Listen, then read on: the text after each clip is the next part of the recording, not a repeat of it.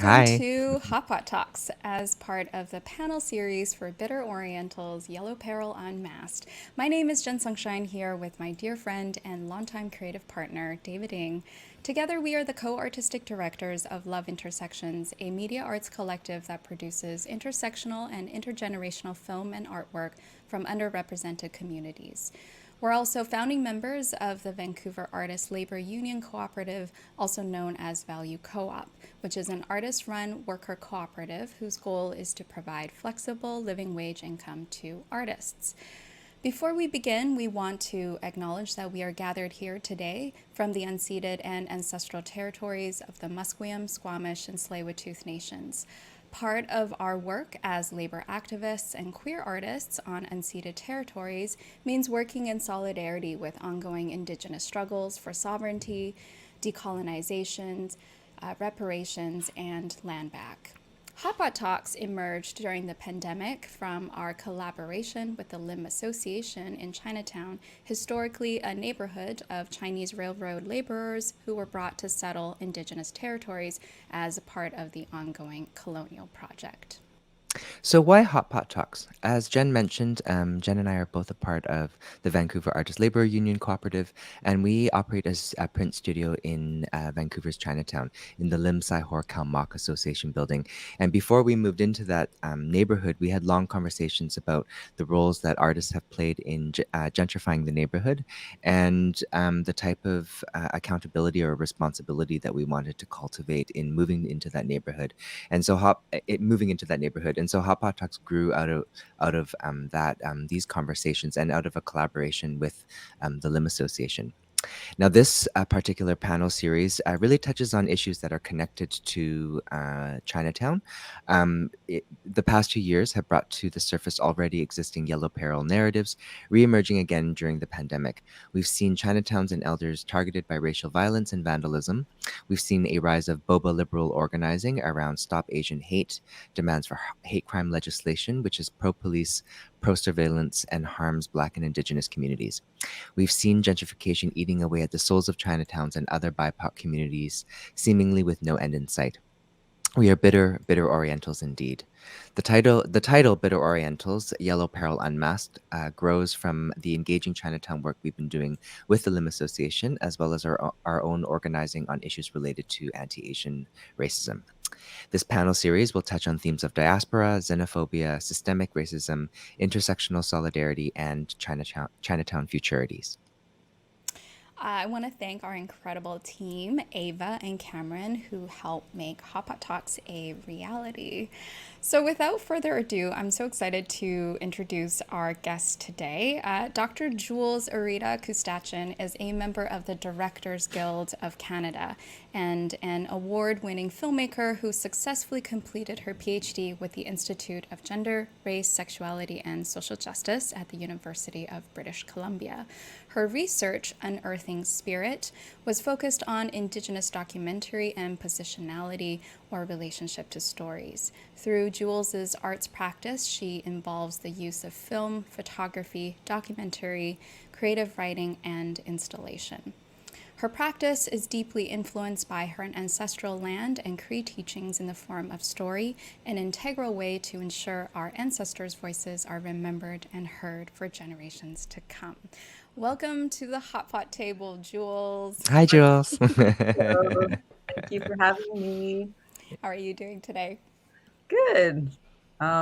Feeling really good to see you and share space with you both. Yeah. So I don't know if people know, but we three of us have a main and common denominator, which is that we both were part of the same, if not still part of the same department, but in different capacities. I Yeah. was there in like a staff kind of role, and Jules, you of course completed your PhD, and Finally. David, I'll let David continue. I'm stuck in the middle of it. But I'm curious, Jules. What was your impetus to going to doing the PhD? You don't want to know.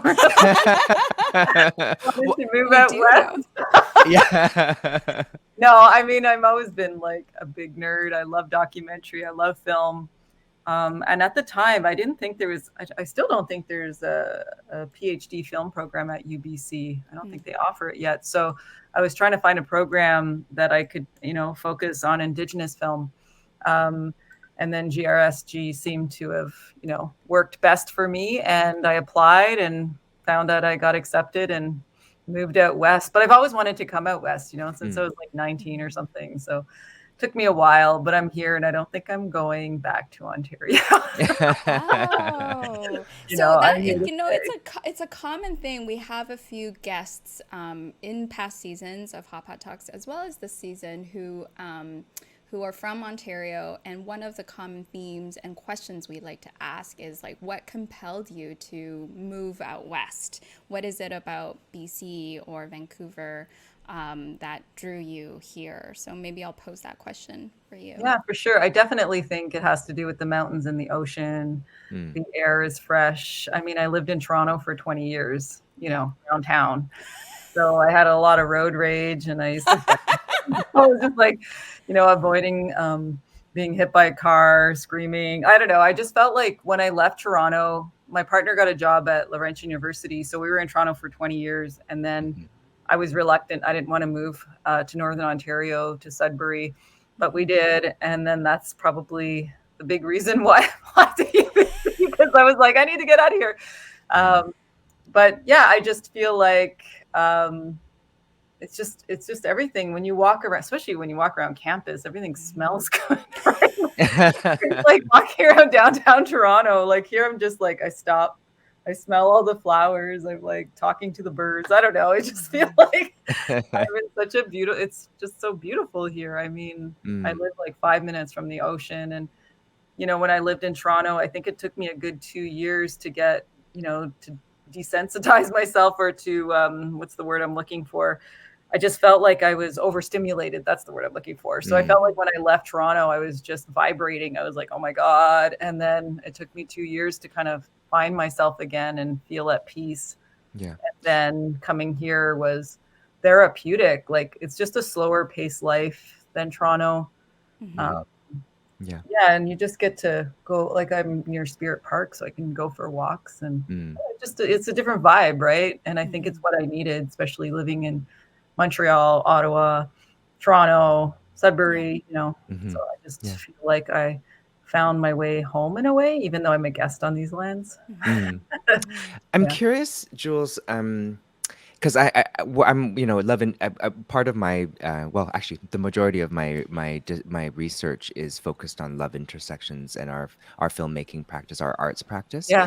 And I'm curious, so because one of the things, and I'll be really honest with you, the main reason why I started the PhD was because I was like, oh, maybe I can have funding so I can actually do love intersections, not actually the PhD. I won't lie. Right, because we're so strategic. We're very resourceful people. I mean, it took 3 years for that to happen, but part of my now that I'm in my my fourth year, and like part of what I'm like trying to fit what we do, and specifically the like really deep collaboration that we do with the people that we make films with, like true like collaboration, right? And so just for example, even going through the ethics process where they're like, well, who's making the decisions, right? Who are you, what does this collaboration look, all of that sort of like, is this a conflict of interest, for example, when I invite like a supervisory committee person to be a part of like something that I'm working on, because I'm obviously have a working relationship, but they're a part of my work too. And I found that this type of like, that's my biggest sort of frustration. And it is sort of the point of my research too, is like these sort of neoliberal or colonial distinctions of what is, how you separate your practice. It's so messed up. No, it isn't. Like there is no conflict of interest. I just say statement of relation. Because I mean, for the most part, we're spending time with family, or we're spending time with loved ones, or spending time with our communities. So it's not about a conflict. It's about, just stating the relationship that I have with people in my studies or research or my film. Yeah. So Yeah, because I found that this is the frustrating thing with like in terms of the ethics too. When I read through the process, it's like you don't actually care about caring yeah, about the people. You just don't want to be sued. right. Yes. Yeah, You right. Yeah, know, it's not actually about care and accountability in the real sense. It's actually just this sort of let's not be sued and not cause harm, right? But I think Mhm. yeah, it's there's a cause deep harm to yeah, who? yeah, Right, yeah. yeah, yeah, Yeah. yeah, Um, exactly. I struggled through academia. I felt like, you know, I think there's a lot of talk about, what are people talking about? Feeling like an imposter. I just felt like I was Yeah. struggling to fit in. When I first, arrived or started taking, doing the coursework part of the PhD, I don't know, I just struggled. I felt like I was out of school for so long. I didn't know the terminology. It was like learning a new language again. And then, Yeah. being older and as a parent, it was just a huge shift. But I enjoyed it. I mean, I loved being here, but I just felt like, um, I don't know, I struggled to fit in, and it feels almost surreal. And I feel like even though I finished my PhD, I'm like, a part of me is like, did I just do that? Like, did I finish this? Like, did I earn it? Like, did I struggle enough? And I know Yeah. I did, and I worked really hard, but it just feels like it was never enough. Mm. I don't know if that's my own internal, just because everything was a challenge. Like there was nothing that was smooth sailing for me, like the whole 5.5 years. Mhm. Um, and then I feel like with a big university like that, it's hard to find community too. Like with the Yeah. smaller universities, I feel like, if you have cohorts or your colleagues or your fellow students and stuff like that, and you develop really deep relationships. But I felt like, I don't know, I just felt kind of like a lone wolf on campus. No. Yeah, totally. Yeah. I often say, like, one of the things that I had to develop when I was working at UBC was how I interacted with especially grad students, and especially Mhm. grad students who are not from or live in Vancouver. And one of the strategies I had was actually like, hey, what's up with Vancouver? Because chances are their experience has not been great. And I then, therefore, was able to give them permission to kind of Mhm. like, be vulnerable and honest about some of their experiences, including all the, sometimes a lot of racism on Mhm. campus and Oh yeah. policing by like other staff, Yeah. and it's quite, it is, like David said, quite messy. And I Mhm. don't know where I'm going with this, but I'm glad it took you like 2 years to feel, because most, I think for most it's three years to kind of feel at home in Vancouver, and Yeah, even it took then. me about that time, and Mhm. I mean, I'm happy I accomplished what I did. Um, but again, like just going back to what David was talking about, I think it's weird when you're coming from a whole other ethos or way of being and looking at the world and trying to fit into this very Mhm. colonial institution. It just does not work. Like I said, it's messy, but it just doesn't work for the most part. Mhm. For example, conflict of interest. I would Mhm. say statement of relations, or things need to be anonymous, or whatever the ethics say, right? So for me, it's Mhm. like, Mhm. well, no, part of our protocol, this is our protocol. Mhm. This is our way of doing things. This is how we acknowledge the root of knowledge. Or I just feel like there's so many things that just don't fit Yeah. culturally. Mhm. And I Mhm. think that just puts more onus on us.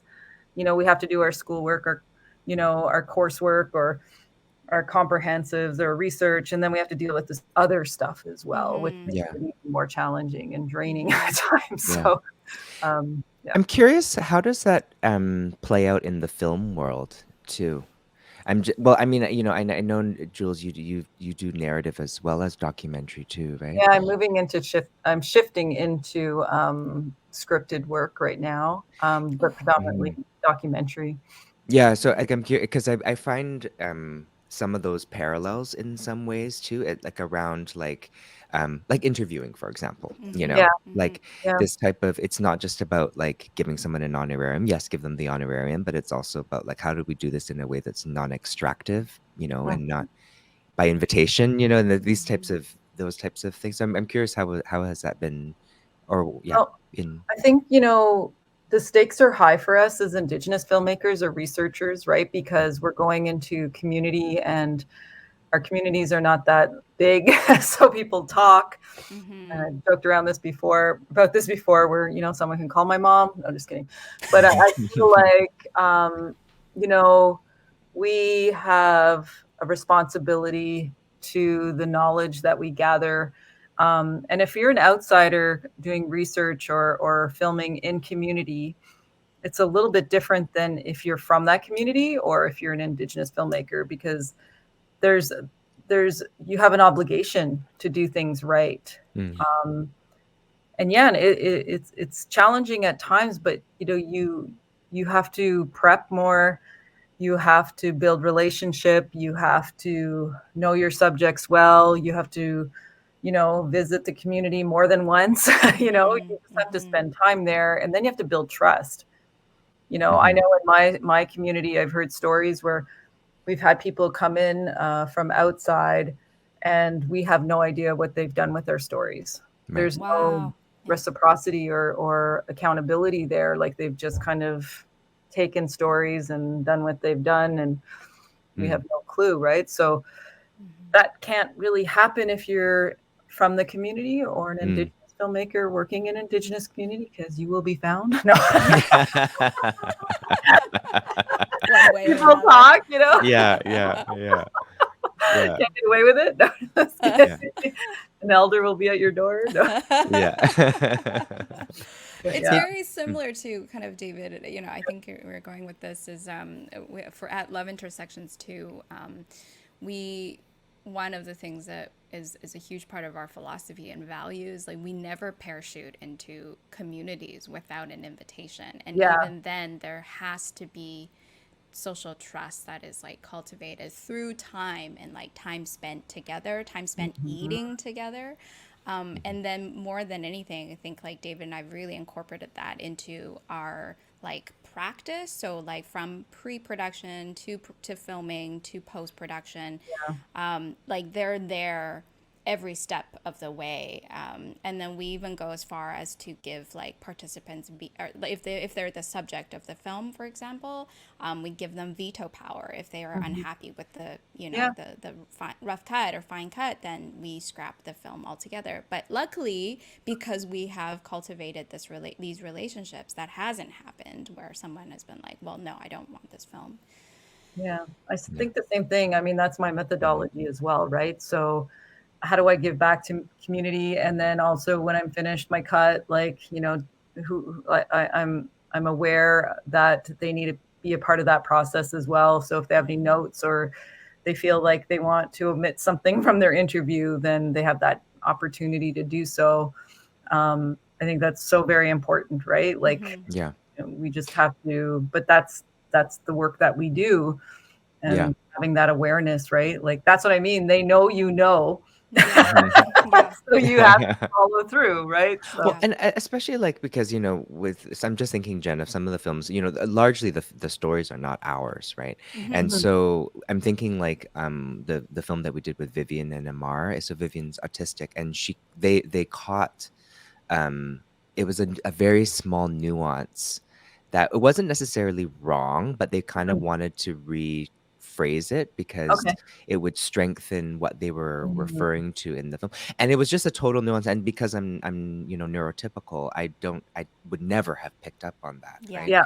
And so, and that I think really was the strongest part of that short film, was that part that Vivian insisted that we pay attention to. So, and same with Amar too, who's deaf, and so he's the first film we made with him, he was signing and interpreting. It was like a small square at the lower left-hand corner of the screen, and I think the original take was him in a what was like a black shirt.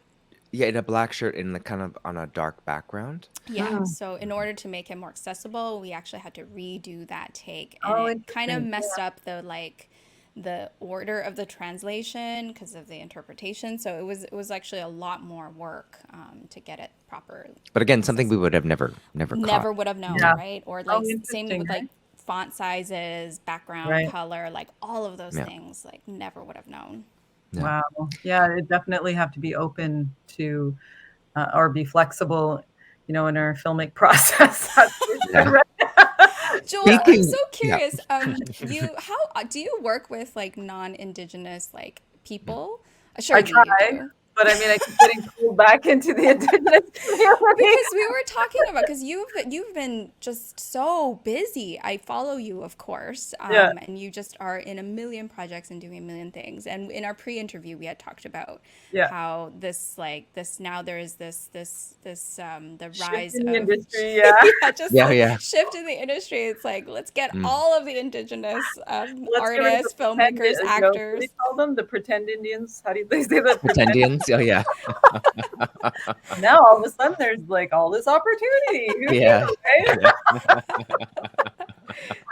Well, that's been happening. It's like there's this like all of a sudden, you know, you're in the light. So it's I do. I mean, I can work on non-Indigenous stuff. It's funny because, you know, once you kind of, you know, are categorized, you know how this industry is. It's like, oh, she's Native. She only knows about Native things. It's like, no, actually, I do other things.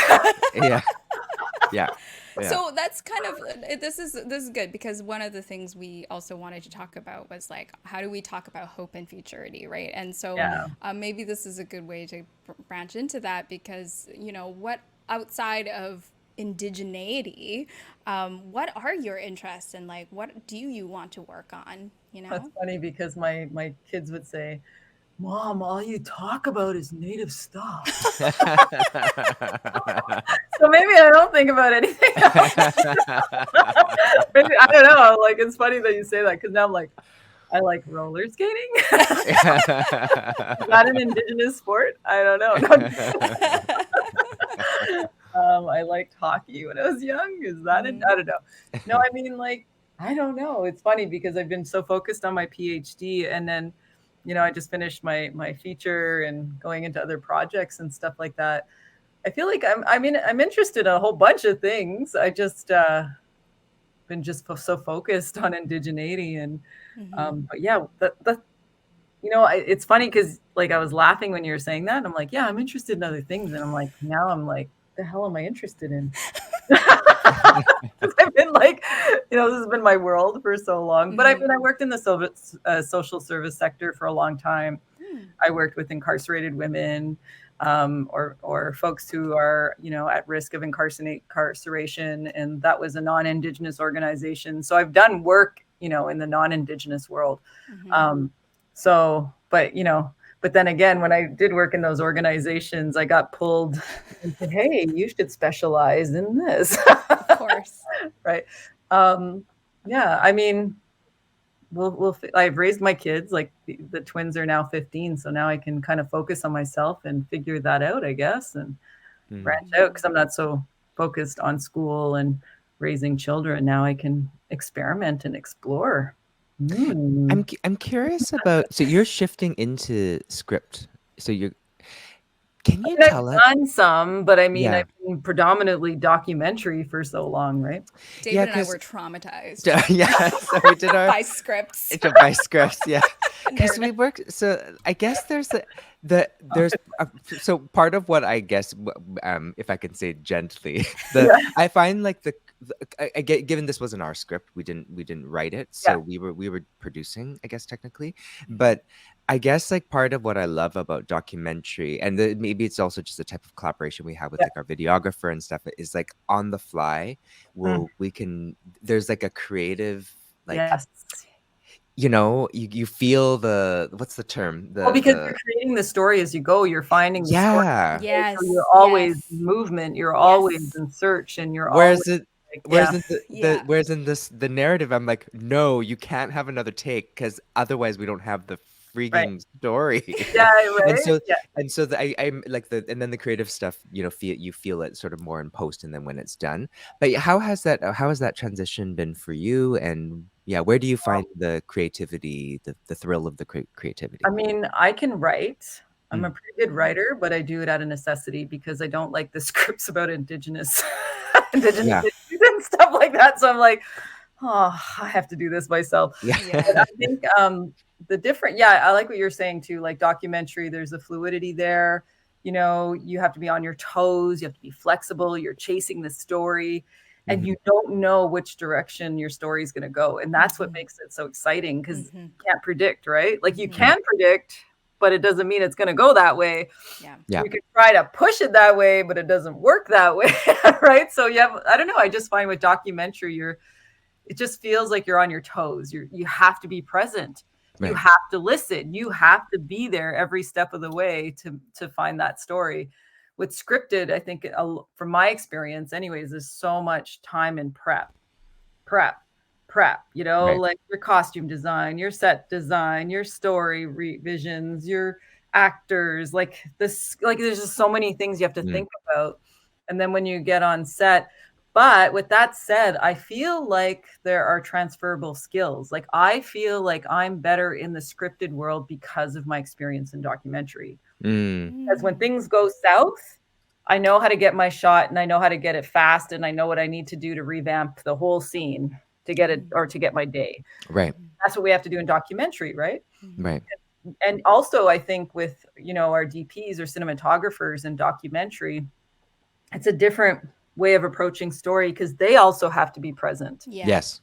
Right. Yeah. And if you're working with elders or knowledge keepers, or you know, most times they're going to say things once and they won't say it again. So your DP has to be present as well. So it's like you have this cool energy on set. Like the vibe is everybody's just there, you know, and we're all in anticipation.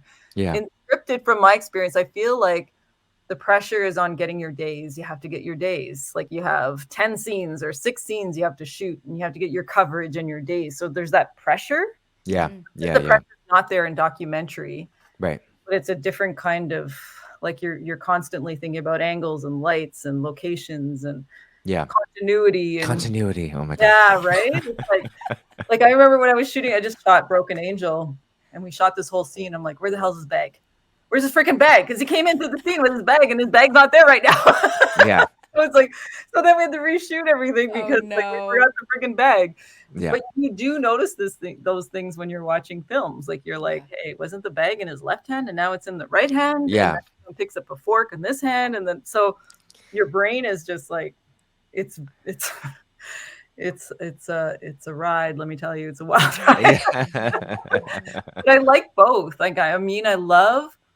But what's interesting about scripted too, since I write my own films, like I screenwrite, so I feel like you think you know everything about that story. Like you've written it, you know what I mean? It's been with you for a long time.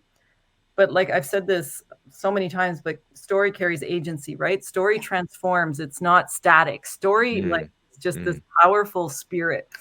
And then when you collaborate and then have your actors and everyone else, like it feels like the story is transforming. And then they all have their own interpretation of that story. And they all ask you a friggin' question that you can't answer. And it's your freaking story. And you're like, you know, I feel like a deer in headlights. Sometimes they're like, what the hell? I never thought about that. You know? I developed the characters. I did all this work. And someone always stumps you. That gets me every time. I love that. I find that same. I mean, so I've shared this story before, but like, so when I've shared, like, when we've taken some of our films to like festivals, and it's like, so for example, there was this one film when I showed it in, I think it was Japan, and there was a whole conversation around TERFs, so trans exclusionary radical feminine, but the film was not at all about that. It was like a 45-minute conversation about it. I know, but it just brought up something in the community, and then we had to talk about it. And then you're not prepared, right? Or you're just it's interesting. I totally hear that. Like, you know, where the stories just move and evolve. Depending on who the viewer is, like who's engaging with it's going to have their own lived experience and bring that forward, right? And then that's what but that also happens in production too, as I'm sure you know, right? When you're shooting, it's just like you're deer in headlights. You're like, all right, well, I'll get back to you. Let me get back to you. You're scratching your head going, okay, well, never thought of that. Whatever. Can you tell us about Broken Angel?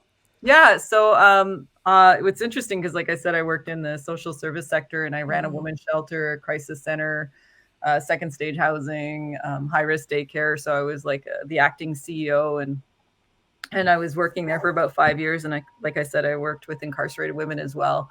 So I had a long history of working in different organizations. And I started writing this script because I felt like we weren't seeing the reality of what it was like, for women fleeing domestic violence. So I started writing this back in 2006. Wow. But pitching that story, people were like, no one's going to want to watch a story about a Native woman fleeing domestic violence. No one's going to want to see, you just hear all the no's, no, no, no. And even I felt like I've been through all these funding channels and stuff like that and pitching it. And it's interesting. And I don't know if you're feeling this as well, but I feel like for us Indigenous filmmakers, especially with some jury members, they're like, no, we have to be happy. Our stories need to be positive.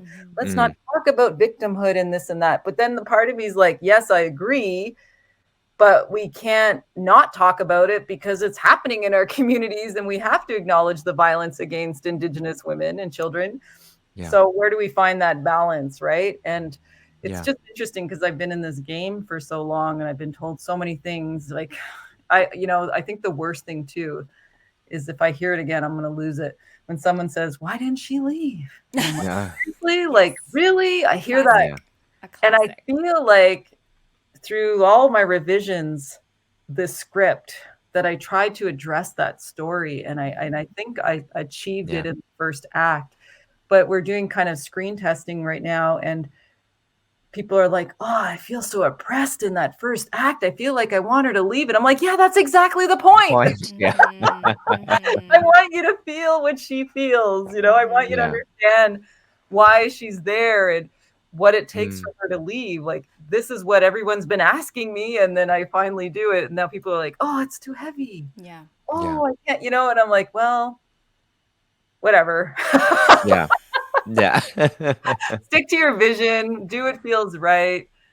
It's hard as a filmmaker too, because we are vulnerable when we share our stories with the world. Like you feel like, because you're an artist, you're sharing something so personal. And then once we birth it into the world, it's just open for all this critique. It's like, and then people can be so harsh. Yeah. Right. And I'm like, well, why don't you make that film then? No, this is the thing. Like as much, because we live in this era, of social media where there's very, very little nuance and a space for, open conversation. Or like having constructive feedback or all of that.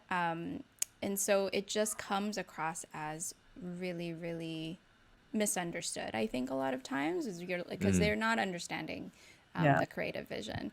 But I don't even have like a rule as a creator, as a person who creates. It's just, if it's out there, it's out there, and the critiques are just gonna happen, and I have to accept that with my. But it's hard on the ego. It is really hard on the ego. Because it's like you work so hard, right? And then people don't acknowledge that journey. It's so much work, and then you put it out there, and then you're like, really? Yeah. Really? Yeah. Like, anyway. Now our trick is I think, David, we have a trick. We collaborate so much, and everyone's a co-director, so the pressure is less on like singular person. It's like we're all sharing the responsibility. More collective. Yeah. But Jules, you raised a very good, because I'm just thinking like it is something that we've struggled with too. In trying to also not go through, just have trauma porn, but at the same time, that trauma and that conflict and that tension is there, right? And so how do we hold it in a good way while also celebrating the good things too? It's kind of sort of I mean, we haven't gotten a lot of pushback, but even this, now that Jen and I started Love Intersections, it was a very nice sort of nice things. It's literally called Love Intersections. It's literally called Love Intersections, right? The word love is in there. And so as we're moving into now to even being really deliberate about like bitter Orientals and this as we opened with like the issues of the pro-police liberal stuff that we're seeing in our own communities, we are starting to feel a little bit of like, oh, whoa, this is not what you guys normally do. It's not nice and fluffy and digestible, which was what we intended when we first started, but this was 8 years ago. We have evolved. The world has certainly evolved and changed since 8 years ago. So much has happened. So like I have a lot of rage that is still unprocessed, and I still look towards the future with a kind of optimism and hopefulness, even though the world is like it is now. It's and I think that I hold on to in spite of the world being the way it is now, that I still remain this love for the world and love for myself and love within, and that I am still hopeful for change. And I can exist with people who are not optimists, and if they're pessimists, I can exist alongside with them. Like, I'm not saying that everyone has to have my outlook, but certainly the way I approach art and creativity and social justice is through that lens. Yeah, definitely. It is a fine line, right? It's so hard because you can't make everyone happy, and someone's always gonna, be triggered by the work that you do, if it's fluffy and nice or not. Damned if you do, damned if you right? don't. Yeah. So it definitely is hard. And like I said, there's a vulnerability when you're an artist and a storyteller, because you're sharing, sometimes, for the most part, you're sharing personal things or things that are very intimate. So it's like, how do we walk that line? And I feel like, I'm as I age, as I get older, I feel like I'm caring less, which is interesting, because I think I cared for so long, and I just, like you said, everything shifts. It keeps changing. So we're over here one day, and then 5 years we're over here again. Like, everything just keeps changing. Yeah. So, and you ride the wave, but I feel like there's a certain point where you just kind of say, you know what, I just want to create work, create content. I want to, I feel like if I do things the right way in terms of my research and methodology and due diligence, and, I feel like in the end, as long as you're happy with the work that you do and you did everything that you could, to follow protocol, I feel like, yeah, enjoy it. I mean, there's a reason why they turn off comments for CBC and stuff like that. Yeah. It's true. Yeah. I know when I put stuff out there, I have several films with the CBC. They've had to turn off comments because of the racism. And a lot of those stories that I've done, or documentaries, are very personal about my family. And I've had not to, I've decided not to even engage, because these are my kids. You're attacking. Like, this mama bear is going to get really angry. So, there's just a lot of self-care. But again, you just have to make sure that you don't spend time reading the comments and stay away from that, because there's a lot of cruelty. And then people just missing the whole point of the work that you do. But yeah, it's interesting. Do you try to kind of shelter, because you mentioned your kids are sheltered, do you try to shelter them from all of this? How do you, how do you prepare them for the world in this world? Right. And I think, that's a good question. I feel like my twins, especially, like, they've been raised here at UBC, so they have a very sheltered life.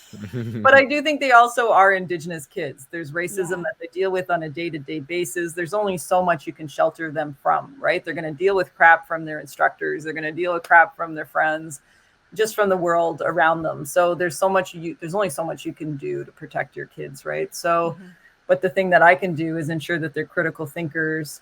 They use their voice, and they put people in their place when they need to. But of course, they're still too timid, and I have to do it for them, and then they get super embarrassed. But hey, but you know what I mean? Like, our kids, they have this lived experience already, and the world is not a safe place for BIPOC individuals. So I just feel like there's only so much you can do. You prep them as best you can, give them the tools, but There's We, racism. It's a colonial school system. Yeah. yeah. It, when we were talking the other day, because we were also, because your kids are also in the industry. Can you tell us a little bit? And I remember you were also sharing like just how they were just kind of following you around. Can you what has that been like with your kids entering the film industry and yeah. Yeah. Yeah. Sorry, my fan is going on. Like my fan has not been on for like a month, and now that we're doing this, the fan on my Let's computer. decide. It's using a Funny. lot of I know. yeah. It's It's like I okay. don't know. I'm trying to mute when we're not talking. So my kids, yeah. So I feel like I grew up with my grandparents up in Northern Ontario, so I followed them around. I watched them do their work. I watched my mom make her moccasins and my grandfather clean the hide after hunting and stuff. It's very observational. So I feel like that's just something that's in me, innate. So I feel like with my own kids, it just was inevitable that they would be on set with me. They'd be holding what is The that boom. called? The Tune boom. sound. Yeah, The boom. not child labor, but here's my Yeah. I had my other son who's now 25. He would do camera work for me. So Yeah. I just felt like if I want to spend time with my kids, they're learning a skill, they're watching their mom at work. And, so if they want to get into film, the options there and they know, film etiquette and stuff like that. It just seems like, why wouldn't I? Right. Like, but also too, it's really important that most sets are not kid friendly unless the kids are actors or whatever. So Yeah. I think that's why for me being a key creative or a producer makes sense. There was another film that I did. I made sure that there was money for childcare for my set designer, my artistic director, because it's like I wanted to work with her. She had 3 small kids. So it was like I made sure that all the crew knew that she was going to be on set. She needs support and that we are not going to create challenge for her she brought her aunt and she was paid. And that's Yeah. what you can do as a key producer or a key creative as a producer is you can make those calls. So that's something too. The more we have mothers on set or making those big decisions, we will see a shift on set, right? Like we will see things change, not just mothers, but parents or guardians or whoever has young people in their life that they're responsible for. I think once that happens, you're going to see that change in the industry. It'll be way more inclusive, right? Because it's really hard being a parent and trying to have a life in film. It's hard, as you know. It's hard. Like you're working, you're moving, you're going from set to set, or you're chasing the story. So it's hard for kids to keep up. But we can make it work if we work at it collectively. Yeah. And they are in the film industry. Yeah. But I think the 15-year-olds are kind of done. They're just like, Really? well, they're like 15, right? They're like, oh, mom, like this is so boring. And then we just did a short film called Mystic. It's a post-apocalyptic film where they starred in it. They were, oh my God, they were such divas on set. And then someone asked them, they're like, oh, how do you support your mom? You're going to watch the movie? They're like, we're totally not going to watch this movie. I'm like, whatever, but they're such good actors. But I guess they're 15, right? Like they're 15. shy about their friends and whatever. I remember being 15. I wanted nothing to do with my parents. I wanted to be as far away from them as possible. And that's the time that is expected because you're just forming your own identity. And so of course you want to. And I have a big personality too, right? So it's like, oh, yeah, that's my mom. That's my mom. And even my other 2 sons, Sivak and Mahegan, also grew up on set. Like they're now 25 and 27. Wow. But Sivak is actually working in film. Like he's a big actor now, right? So I feel like, that helped him in making that career choice is just kind of watching his mom work. And he's very comfortable. So he's doing quite well. My middle son, Mahegan, I mean, I think he should get into film, but he's still finding himself. It's taken him a little while, but he's still finding himself. But he's comfortable. If he ever worked on, he's worked on my set, so he knows the film etiquette, like I said. So What are the stories? What are your next stories or films that you want to tell or work on? Well, kind of like just what we were talking about.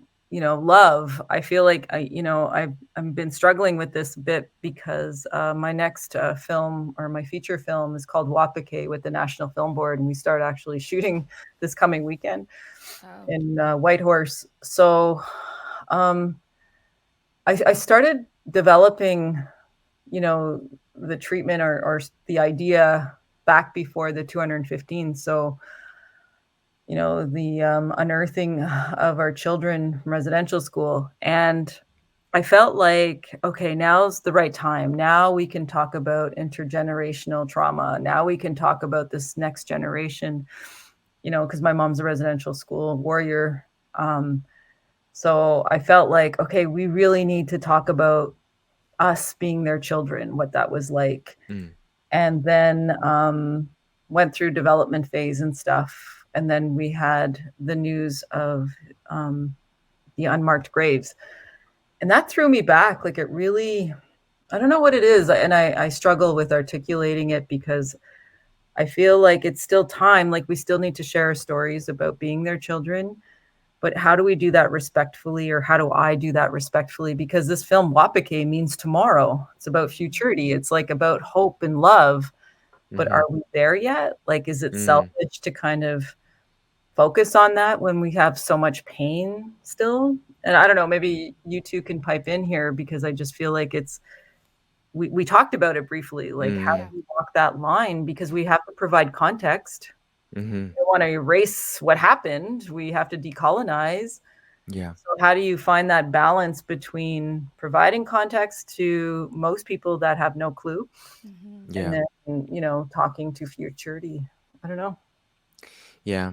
No, that is a good question. I mean, what I often just actually think about posing that question straight into the story of like, Same. we have to hold these two things. Yes. Somehow we have to. They're both, I don't know if you could say equally, but we have to somehow hold them together. And that takes a lot of work. Yeah. Yeah. Because you're like this all the time, right? Like, you're just kind of like, anyway, balance. Yeah. Yeah. And sorry, Jules, that's the film that you're working on? Yeah, Wapake. So we start Wapake. production this weekend, and Wapake translates to, tomorrow.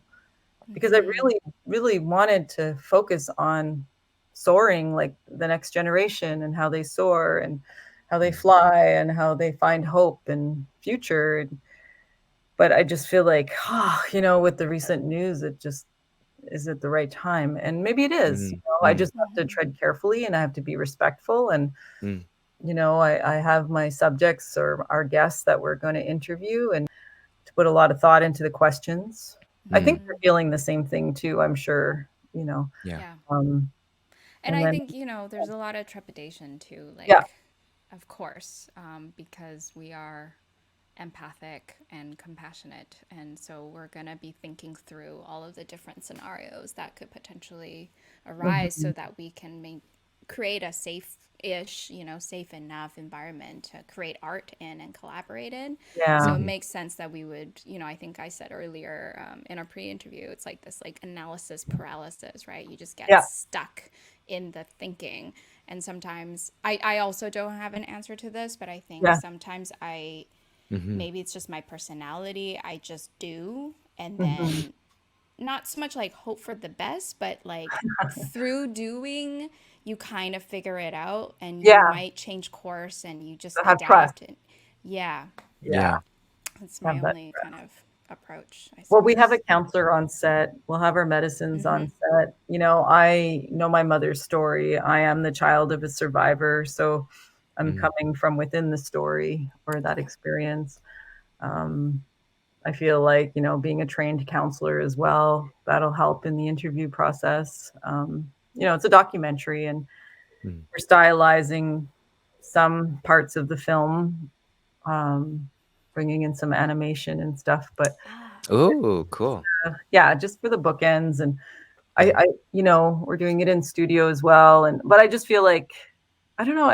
This is what I think all of us feel. I don't know. Maybe I should just speak for myself, but I don't know about you, but I feel like when you're about to embark on a new journey or project, you have all the feels, right? Terrifying. Yeah. Terrifying. Yeah. Terrifying. Yeah. Yeah. Yeah. You're like, oh, should I be doing this? Is Yeah. this the right time? You know, it's like all Yeah. questions. So Yeah.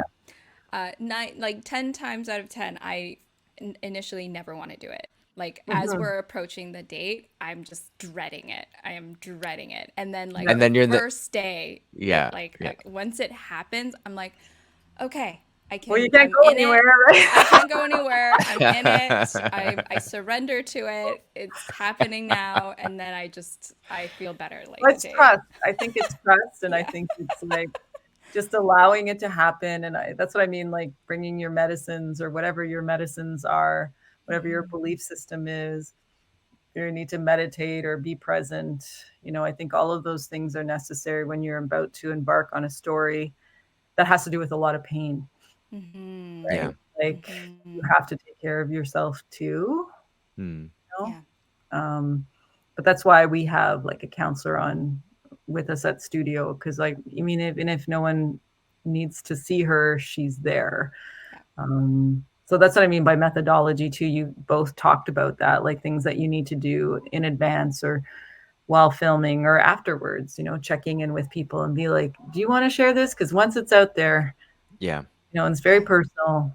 Yeah. Not that I would, you know, put that in anybody's like I wouldn't speak for anyone, but I would like to check in with people, you know, because, you know, once it's released out into the world, it's like, oh no. And yeah. Have Yeah. you gotten any like someone in the past film work who have gotten in touch with you to change anything or to edit No, anything out? I think because like yourself, and I'm very particular and specific about things. And, Yeah. you know, like I said, I just, maybe because I worry so much, I think about everything. So by the time it's, I'm like, okay, I feel okay. You know, I Yeah. crossed all my T's and dotted all my Yeah. I's. Yeah. That's where the Yeah. prep comes in, right? You're not Yeah, just totally. going in, like you said, parachuting in. Like you Yeah. got to spend time with people and figure things out before you start shooting, before you even turn that camera on. Right? Yeah. You're like, should I be shooting this? Does it Yeah. feel wrong? Everybody's staring at me. Maybe I turn the camera off. You know, like Yeah. that's the awareness. Yeah. But Yeah. some people don't have, unfortunately. But Yeah. That's why I feel so grateful for David, because in our kind of co-creation, co-partnership, co-everything, like not only do we balance the weight of the responsibility, and I don't feel like I have to carry the weight of yeah, the world on my own shoulder, but we also each have different set of worries. So we can like my worries, like, you know, I can bounce my worries off of his, and then he'll be like, it's fine, girl. And then I'll be like, But then okay. for me, it's like her shirt's not steamed. It needs to be steamed right now. And then David's worries are a whole other set of worries. And then I they get to compliments, be, right? you know, and we complement each other quite well. And then same with like interview styles too. Sometimes if I'm like, okay, I can read that this person might not respond to me better than it probably would respond to David, because Yeah. David's a man, so Yeah, yeah, has yeah. male authority. Right, right. So Like, Yeah. I would pass that role to David, and then he'll know exactly what to do to kind of catch.